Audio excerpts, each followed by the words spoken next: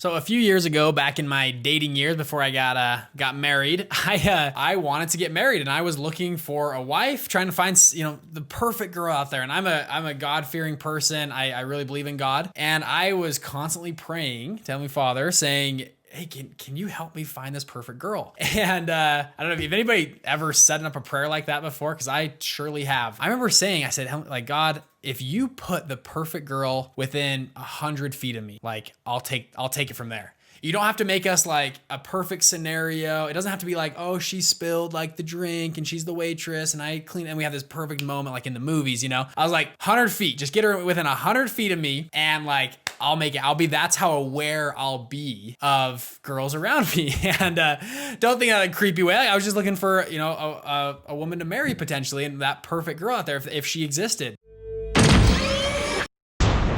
I was thinking about that, and thankfully I did find, actually my wife grew up on the same street as me, so she was born 7 doors down from me, so God did put her right next to me, and she is the perfect girl.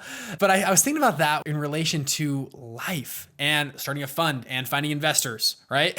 A lot of people out there, I don't know anyone with money. I don't know anybody, I don't know anybody who's rich. I don't know a single guy out there that has money. Well, maybe you haven't been opening your mouth and talking to people, because I'm here to tell you, I know people, and kind of hindsight 2020, I have people that grew up with me, friends that went to college with me, and they didn't meet one high net worth person around them we pretty much lived parallel lives, went to the same schools, went to the same neighborhood and churches and all this kind of stuff, same colleges, and they didn't meet anybody with money. Oh, I don't know anyone with money. And I met a lot of people with money, and I had I was like, oh my gosh, what about this guy and this guy? And they never met him. Oh, who's that guy? That guy in our neighborhood. Remember him growing up? And oh, this guy, yeah, he moved here and he moved to Florida and he built this big house. Did you not know that? And he goes, no, I didn't know that. What was interesting, I started to realize, was they just didn't pay attention to what was going on around them. I love Tony Robbins. I love his stuff. He mentions this a lot with how our brain works. And I think it's called, don't quote me, I think it's called your EMS system. And this is a little part of your brain that's responsible for keeping out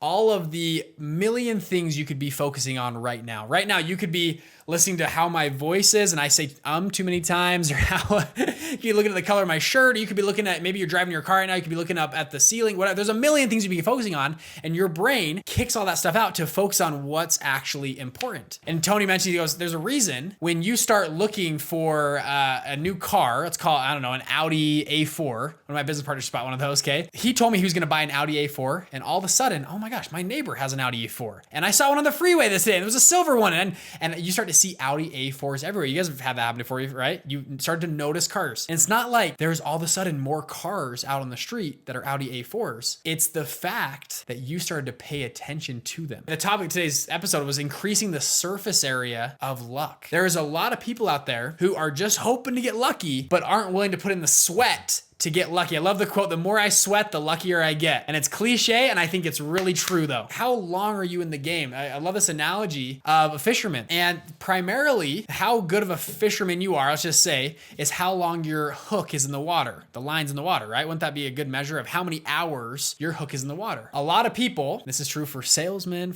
all sorts of stuff, but a lot of fishermen, they wake up and they spend so much time traveling to the lake, messing with the tackle box, tying flies, all this stuff, that their line is only in the water. They go fishing, they leave their house for 12 hours, but they only have their line in the water for maybe 2 hours. Other fishermen leave the house and their line is in the water 11 hours or 10 hours, and results are drastically increased. You'll see this in sales books, you'll see this in business books, all sorts of places. People who think they're working all day or think they're being productive actually aren't that productive. Their line really isn't in the water. Salesman is a great example. They make 3 calls in the morning. They go, well, I'm gonna go get some coffee. They'll get some coffee. They stop by Pete's desk. Pete and them talk for a minute. They come back. They make another call. And then they go out to lunch. They get their paper. They read. They come back. They make 3 or 4 more calls. And in that day, they made 7 or 8 significant calls to people. Another salesman will come in and make 7 calls in the first hour of the day, and 7 calls the next hour and the next hour. And now I know it's not just about how many calls you make, but the analogy still stands of having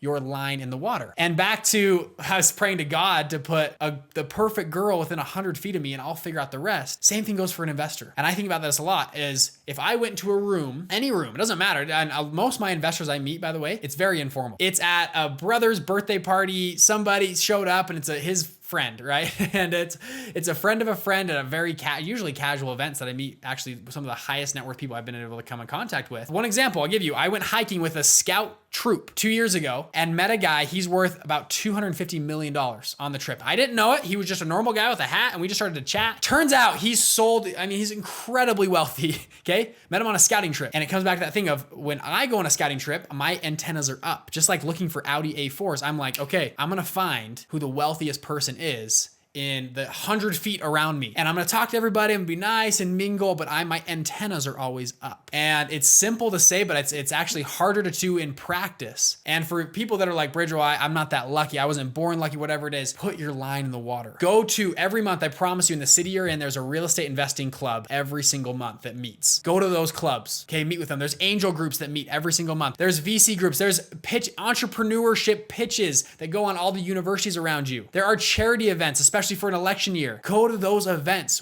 put the work in, go meet people. And if there's a billionaire within 100 feet of you, you're gonna find them and get their business card and work on that. That's something I try to pride myself in. Now, I know that's not for everybody. I know not everybody's a money raiser, but if you are, put your antennas up and get in the game. And if you're not, partner with someone who has their antennas up and have had them up for a long time. They've already had their antennas up for 6, 8, 10 years, meeting and building a network and being very intentional about the people they meet and remembering who they are, remembering to keep relationships with them, keeping their line in the water. For us, increase the surface area of luck. Increase your luck. The more you sweat, the luckier you get. It's cliche, it's cheesy, but it's true. If you guys like this show, give us some subscribe, like the video, send us a comment or review as well. Every week I'm going live in our Facebook group. We have a free Facebook group online. If you type in investment fund secrets, you guys can find us. I go live in there every week. We talk, we do live Q&As. You can chat with me and get your questions answered, whatever you want to do on Facebook. We'll drop links in the show notes down below. Hope you guys enjoy and I'll see you on the next episode. Bye.